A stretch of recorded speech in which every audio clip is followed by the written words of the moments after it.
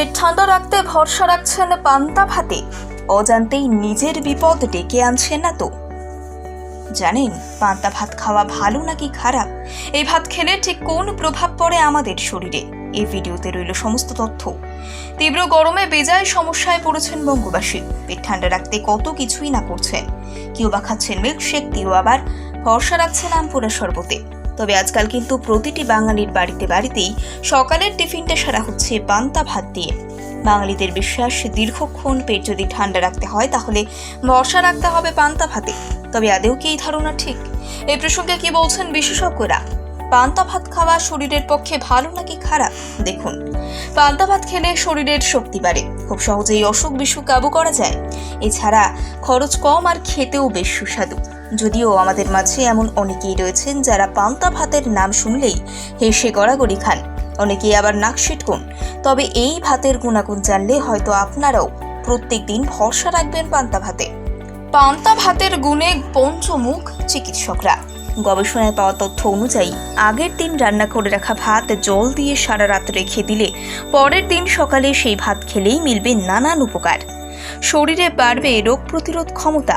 জানলে অবাক হবেন, কেবলমাত্র কিন্তু পশ্চিমবঙ্গে নয়, বাংলাদেশ এবং ওড়িশাতেও এই ভাত খাবার যথেষ্ট প্রচলন রয়েছে। বাংলাদেশে এটি রীতিমতো রাজকীয় খাবার। নববর্ষের দিন ধনী দরিদ্র নির্বিশেষে চেটে পুটে খান এই ভাত।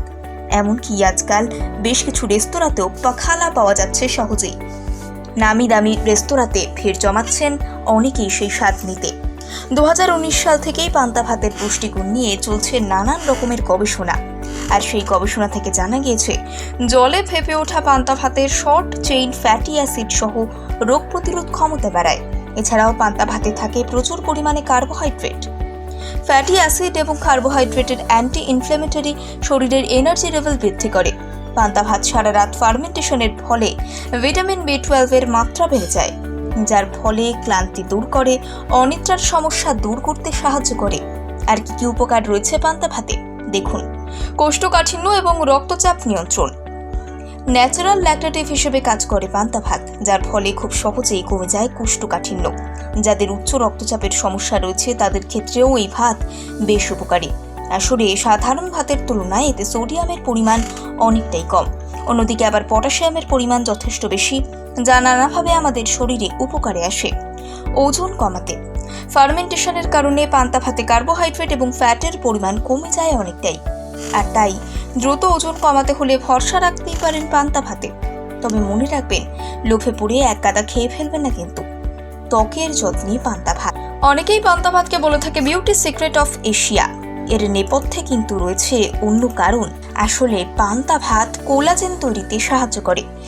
এতে ত্বকের ইলাস্ট্রিসিটি বৃদ্ধি হয়। এতে যেমন ত্বক হয় মসৃণ, ঠিক তেমনই উজ্জ্বল দেখায় ত্বক। রিহাইড্রেশন করে। পান্তা ভাতকে বলা হয় বডি রিহাইড্রেটিং ফুড। গরমকালের খাবার হিসেবে পান্তা ভাতের জুড়ে মেলা ভার।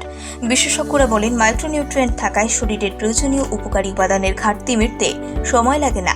100 গ্রাম সাধারণ ভাতে 3.4 মিলিগ্রাম আয়রন থাকে।